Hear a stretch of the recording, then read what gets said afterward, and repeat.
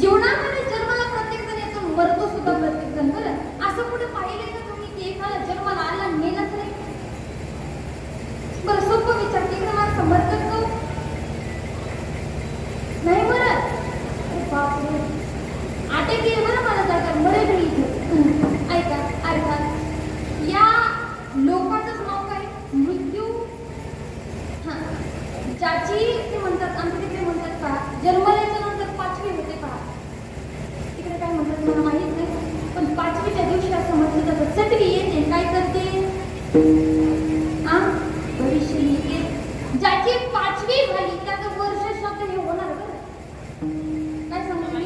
ज्याची 5वी झालेली त्याचं वर्ष शब्द होणार आहे हे निश्चित आहे. ही कुठे मरण अटळ आहे, ते टळू शकत नाही. ऐका अर्थात जो जन्माला आलेला त्याला मरायचं आहे, पण जगद्गुरु तुकोबाने म्हणतात आला तैसा मला गेला उपयोगच आहे. तो कहा गया तो कहा नाही, आणि क्या लाया तो कुछ नाही. गंमत अशी होते पहा, आपण जीवन जगतो पहा, पण जीवन जगण्याच्या नंतर जीवन जगलेलं जीवन बरं आपल्याला वरती जाऊन सांगावं लागतं.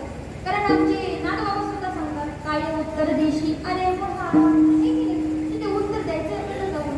पांडुरंग विचारणारे काय केलं जातं बाहेर, तेव्हा आपण सांगू का?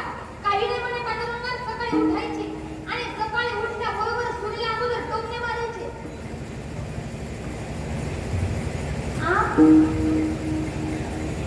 नाही का? नाही तुमचं नाही सांगा, आमच्या महाराष्ट्राचं सांगते मी. हा खरं उठला की एकच धंदा, हरिगोविंदा नाही. हा फक्त दुसऱ्याचे टिंगल टवल्याचं नाही की नाही. कारण ऐका अर्थात सकाळी उठावं आणि या जगामध्ये संसाराच्या अवतीभोवती माणसानं फिरावं. बरं फिरता फिरता पुण्य करावं का? नाही. तर काय करावं? पाप करावं. त्याला असं बोलावं, त्याला तसं बोलावं. कधीतरी भगवंताच्या मुखामध्ये नाम येऊ नये याला म्हणतात स्वतःच्या हिताच्या ठिकाणी न जागे राहणं. पण जगद्गुरु तुकोबाराय म्हणतात आपोली हा गीता जो असे जागता आणि धन्य माता पिता तयाची. जो व्यक्ती स्वतःच्या हिताच्या ठिकाणी जागा असतो माहिती धन्य तर त्याला नाही. बरं धन्य तर कोणाला? त्याच्या आई वडिलांना. आता इथं बरेच प्रश्न विचारता येईल. हिताच्या ठिकाणी तो जागा आहे, पुण्य तो करतोय, परमार्थ तो करतोय, पण धन्य तर आई वडिलांना का? तर आमचे सुभाषित काय सुद्धा सांगतात का काय सुशील मात्र पुण्येन